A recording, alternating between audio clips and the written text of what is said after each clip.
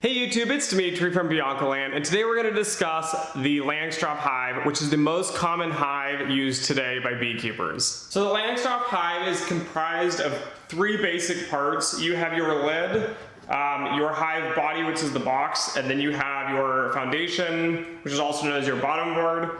So if we take these apart to look inside, let's see what's actually inside a Langstroth hive. So first off, you typically have some sort of lid. These are telescoping lids, which means there's actually a depth to the lid as it will slide over the top of the boxes. The next piece is an inner cover. The inner cover also typically has a notch cut out so that bees can come in and out through the top. They will go down through the hole and into the hive body itself. The next main piece is the hive body. So this is where all of the honeybees will end up living. Inside the hive body you will have frames. These frames, as you can see, have nothing on the inside. These are considered foundationless frames. And the reason is that honeybees will actually build honeycomb naturally from this top wood piece or the top bar down to the bottom of the frame. They will fill this completely with wax foundation, and the bees will decide how big the cells are. Different cell sizes are made depending on what goes inside of each cell. So if baby bees are produced and the eggs are laid inside of cells, these cells are typically smaller.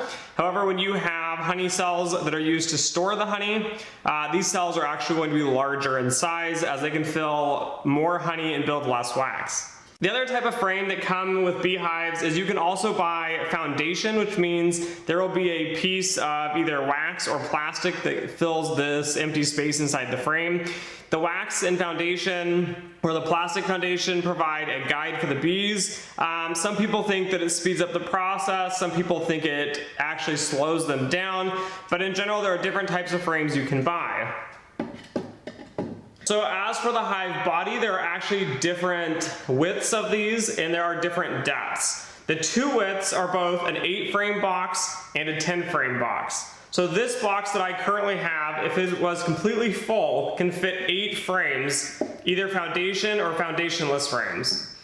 The wider boxes are 10-frame boxes and they can accommodate 10 frames per box. As for the depths, there are 3 main sizes that are used for beekeeping.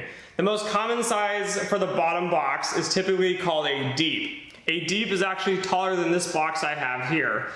Deep boxes are typically used for brood, which means that the queen bee will lay eggs and raise their babies mainly in this bottom box, which we like to call the brood box. This box here is actually a medium, so the height is medium in height. And these boxes are typically used for honey, or some beekeepers such as myself like to raise the brood inside these medium boxes as well. The final size box is called a shallow, and it is probably only this tall, and the shallows are mainly used for honey. So when the beehives get full of the brood on the bottom and the population is growing quite well, they will start filling top boxes naturally with honey. When they start filling the top boxes naturally with honey, it is most common to use shallows or medium boxes to collect the honey, as it makes it easy to pull off an entire box of honey at a time, compared to using a larger box such as a deep, which would take the bees much longer to fill. The final piece of the hive is the bottom board. So this is a screened bottom board. This little piece of wood on the front is the entrance. It can be rotated to make the entrance different sizes. And beekeepers, such as myself, actually hand cut different sizes entrances to accommodate feeders, as well as adjusting the amount of airflow that can come in and out of the hive. The screen bottom board, as you can see, actually has a screen, hence the name screen bottom board, which allows for airflow and ventilation into the hive.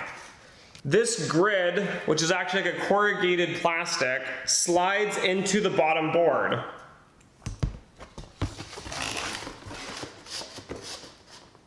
This bottom board, corrugated pieces of plastic, which can also be wood, is used to actually prevent airflow through the bottom of the hive.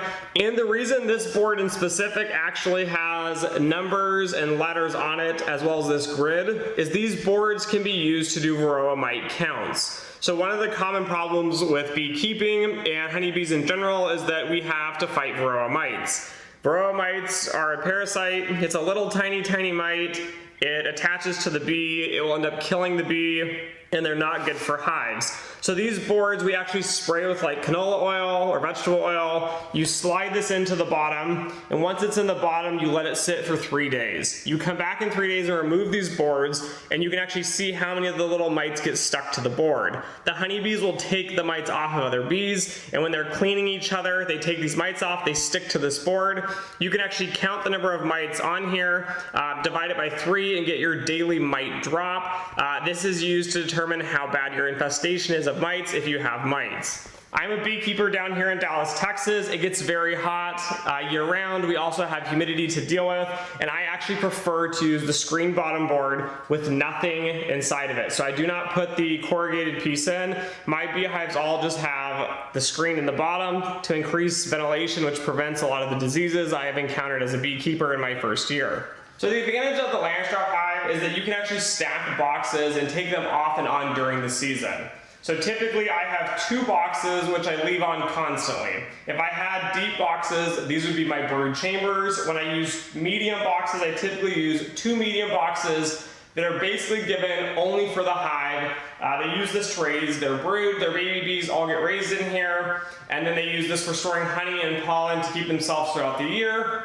And as the hive grows, you can continue to stack more boxes. So my standard hives actually run with either 1 deep and a medium or 2 mediums. But as the spring comes and the fall comes in Dallas, we have 2 seasons here that are what we like to call the nectar flow or the honey flow. These are the seasons where lots and lots of flowers are blooming and the honeybees are out constantly gathering as much nectar and pollen as possible. And if a beehive has not enough space inside because the bees have filled it with nectar, pollen, and their brood, they will actually split the hive in half by swarming. This means that the queen and her worker bees, half of the workers will leave with the current queen, and they will create a new queen for the current hive.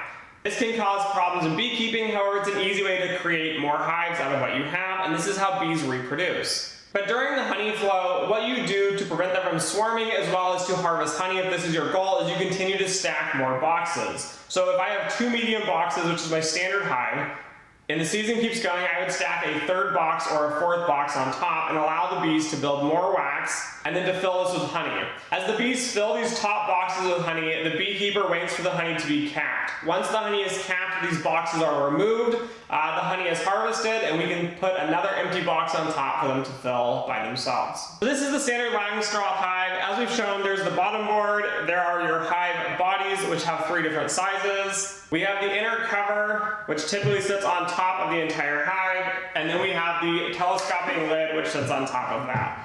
So that is the basics of the Langstroth Hive. I hope you enjoyed this video. If you do, don't forget to like, share, and subscribe, and as always, until next time.